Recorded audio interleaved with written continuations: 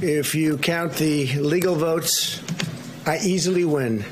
If you count the illegal votes, they can try to steal the election from us. If you count the votes that came in late. That's President Trump just a short time ago at the White House. His statement filled with several falsehoods.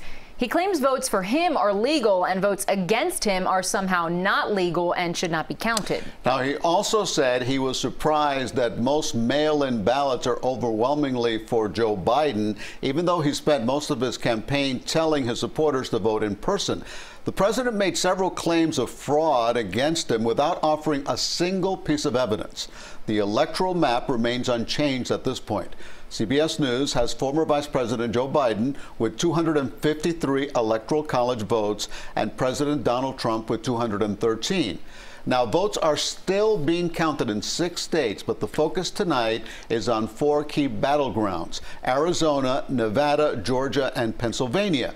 And these are live pictures showing the ballot counting process right now in Philadelphia.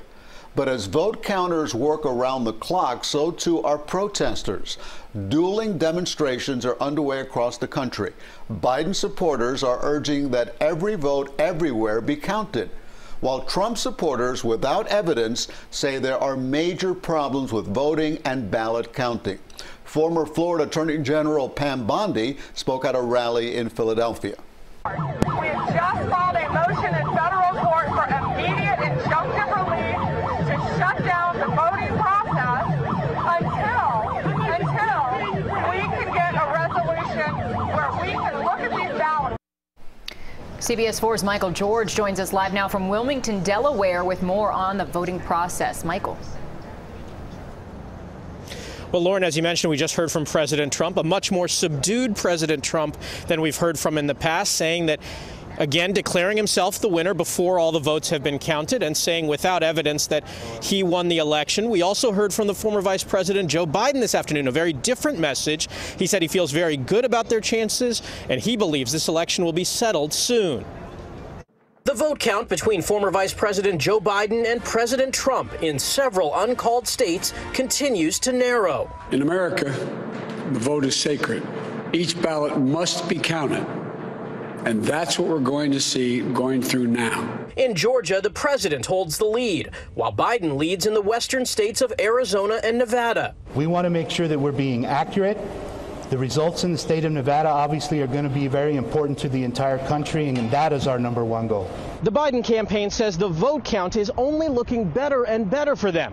Meanwhile, on Twitter, President Trump demanded election officials stop the count and made allegations of voter fraud, which were flagged as misleading by Twitter. The Trump campaign has filed multiple legal challenges across several states, with the latest in Nevada. We firmly believe that there are many voters in this group of mail-in people that are not proper voters. We are not aware of any improper ballots that are being processed. President Trump is celebrating a ruling in Pennsylvania, which allowed Trump campaign officials to observe the vote count. We're not leaving till we witness every single vote that transpires in here. But the Trump campaign's litigation strategy also hit setbacks Thursday. A Georgia court dismissed a lawsuit over absentee ballots. And in Michigan, a judge denied the Trump campaign's request to halt ballot counting.